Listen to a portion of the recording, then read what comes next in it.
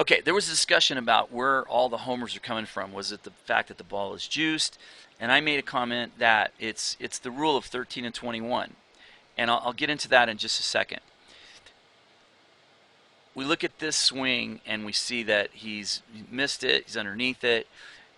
Whether the timing is the issue, whatever the issue is, there's a couple of simple facts about this. Watch where the barrel goes. It goes down, down, down, down, down, down, down, down, down, and then it levels off right at the very bottom of the strike zone, and then it starts to head up, up, up, up, up. Okay, so let's put some graphics in here really quickly, and we'll look at this from that perspective.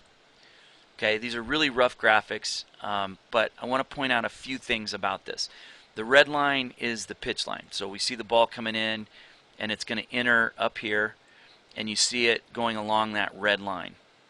So what's the degree angle of that red line? It's going at about 5 degrees or so downward, okay, somewhere in that range. Now, what if this pitch was down at the bottom of the strike zone?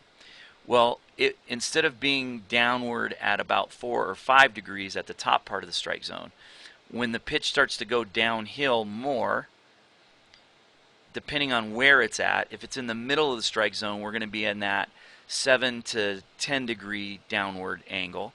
And then when we get down to the bottom, we're somewhere around that 15 all the way down to about 18 or 19, even 20 degrees. Okay, now I know this is, again, a rough idea of what goes on. But when you throw the ball at a downhill angle, you're going to be roughly 15 to 20 degrees at the bottom. When you're in the middle, you're going to be at somewhere around 10 or 11 degrees, 7 to 11 degrees. And when we're at the top, we're going to be from about 2 to 5 or 6 degrees downhill. So hopefully that makes sense. Well, let's look at the swing as though it's a machine. And the barrel is going to go down, down, down, down, down, and then it's going to make its way back up until it gets to here, which is the swing line. When it passes, or the pitch line, when that swing line passes the pitch line, how severe up is it going? Somewhere around 44, 45 degrees, 43 degrees. Here, it's going up at a little less, a little more like 19 degrees. And what did we say the pitch line was when it's at the bottom of the zone? It's around 19 degrees or so, somewhere in that range. What is it at the very bottom of the swing line? It's in that flatter area, maybe slightly down to ever just so slightly upward. So if we were to look at this in segments, we'd see that the more out in front we get, the more severe that swing line gets. And yes, I realize these are rough lines, because it's a little bit tough to throw these rough angles at and try to make it exact. It's not exact. I'm just talking in generalities. So in general, the swing goes down, down, down, down, down, flat for a little bit, and then it starts to go up. So when we look at Chris Davis's 53 homer season, where did he hit his homers? Well, he did not hit any of his homers except for one on the plus side of the fastball world. In other words, he hit one homer at 96 EV miles an hour or faster. One out of 53. All the rest of them were in that speed range where not only were the fastballs slower back here where he has a chance to catch up to them, but they were also at the angle that matches roughly his swing line. So when you throw a pitch that roughly matches the swing line, or somewhere between 10 and 20 degrees of downward tilt, that matches roughly his swing line of upward in that same area.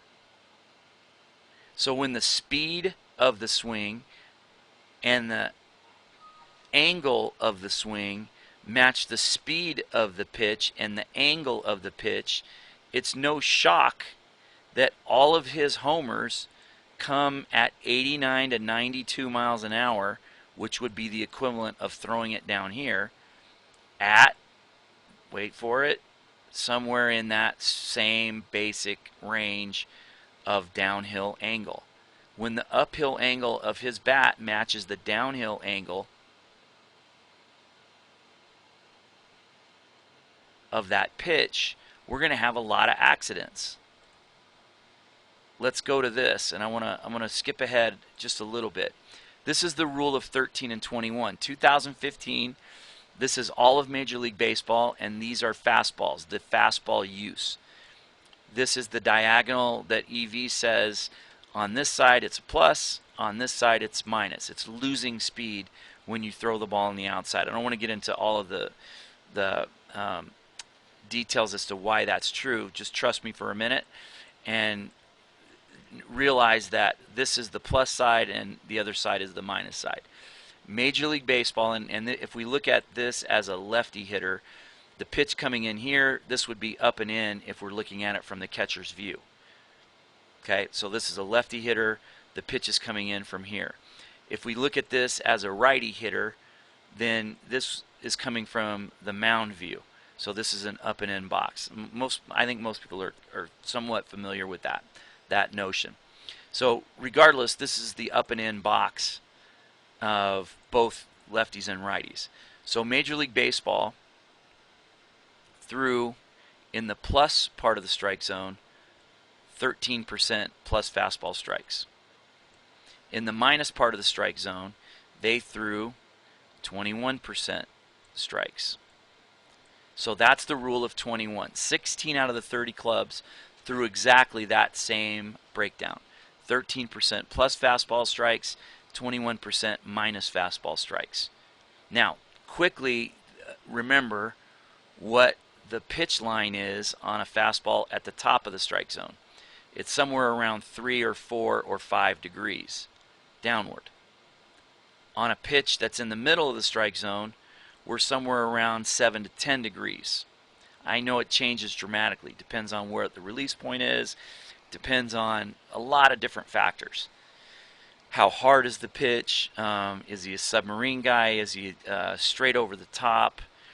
But in general, these are the lines of the pitches. When we get down to the bottom part of the strike zone, we're somewhere between 15 and 20 degrees of downward tilt. This is what Major League Baseball has told us is a good thing, this downward tilt. But when we go back and we look at Chris Davis's swing, what's happening? Well, it's going upward at this same basic tilt. And it's not an accident why that happened. We threw downhill for 50 years, and so the swing line started to go uphill. That's just one of those things that's going to happen. But what happens to the speed range on pitches down here? The average Major League fastball is 92.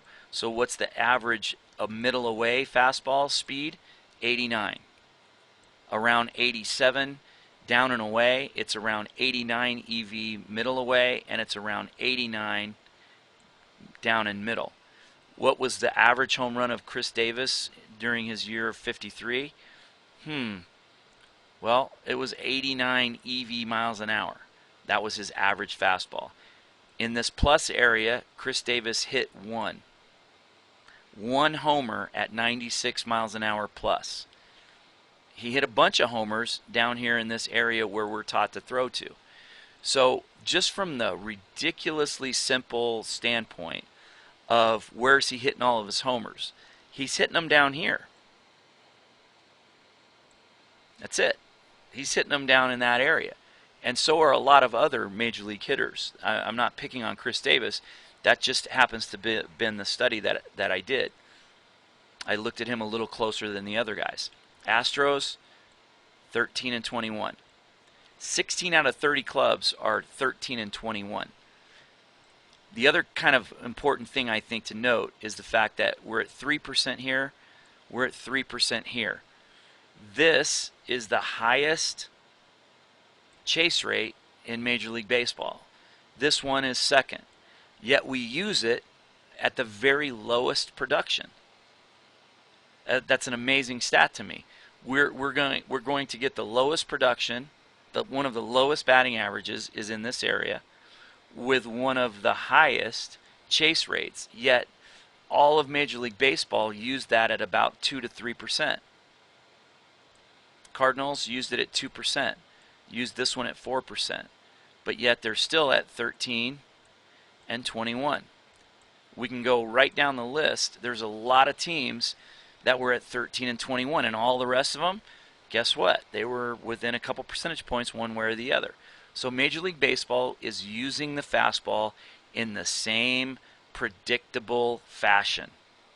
Forget about the predictability factor for a second. Let's just look at the angle again. It's somewhere around 4 to 5 degrees at the top. The swing lines are going to go like down, down, down, down, down, and then up, up, up, up, up, and they have one place that they can make contact. When you get down here, it becomes a little closer to the same line that the swing is going up. That's weird, right? Actually, no, it's not weird at all. It's just simple physics. It's simple. Happy accidents are going to happen when we swing up and throw the ball down. It's that ridiculously simple. So the more downward the swing line or the pitch line and the more upward the swing line, the more they match, the more happy accidents, the bigger area you have where accidents are going to happen. So at the end of the day, the reason for the home run total increasing is 13 and 21.